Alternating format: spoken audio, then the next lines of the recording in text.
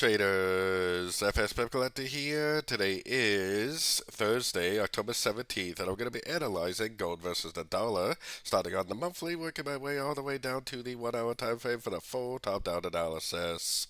But first, don't forget to check out my website, fxpipcollector.com, if you'd like to get access to my swing trade signals, my daily members-only live streams on Zoom, and my 34-video trading course, all included for only $30 per month. So right away, gold is still pushing up, as you can see. Definitely still a 1, 2, 3. We're still in that wave 3. No signs of a wave 4 starting yet. And like I've been saying, you have to realize that wave 3s can really overextend way beyond what you think they can.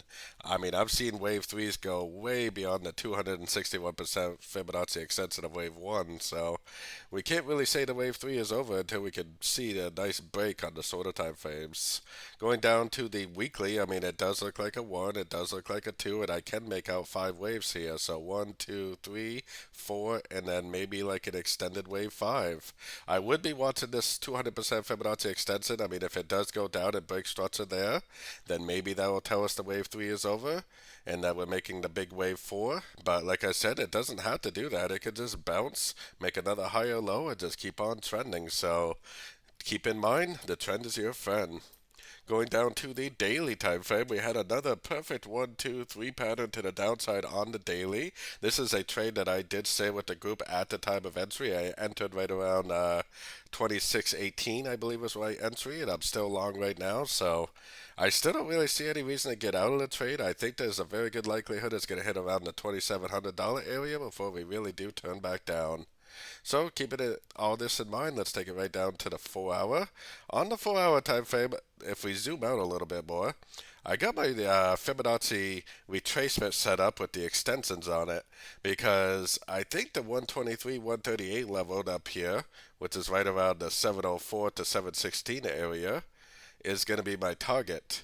I think there's a very good chance. I mean, it could go down a little bit, but I think it will end up continuing back up to around someplace between the 2700 and probably 2716 area to finish off what could be a wave 5 of wave 3, or it could just be a subdivision of a much bigger wave 3 trend.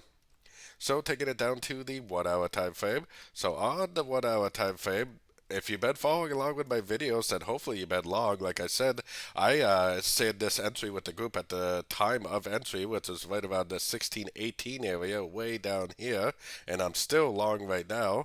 And there's actually been many opportunities to re-enter. There was a 3-wave pullback here on the shorter time phase. There was a 3 waves here.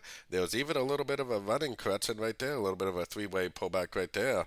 Now, even if it does go down and break this low, I'm still going to be looking for longs because I need to see a break of structure on roughly like the 8 to 12 hour time frame to the downside before I would even think about looking for shorts. I am definitely doing nothing but looking for longs at the end of every single pullback I see.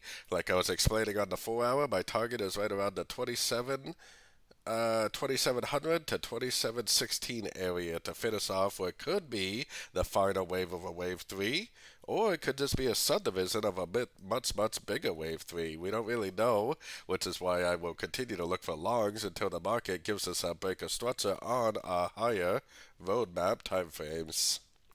So don't forget to join my free Discord group, which is linked over here in the corner, and as always, thank you and happy trading.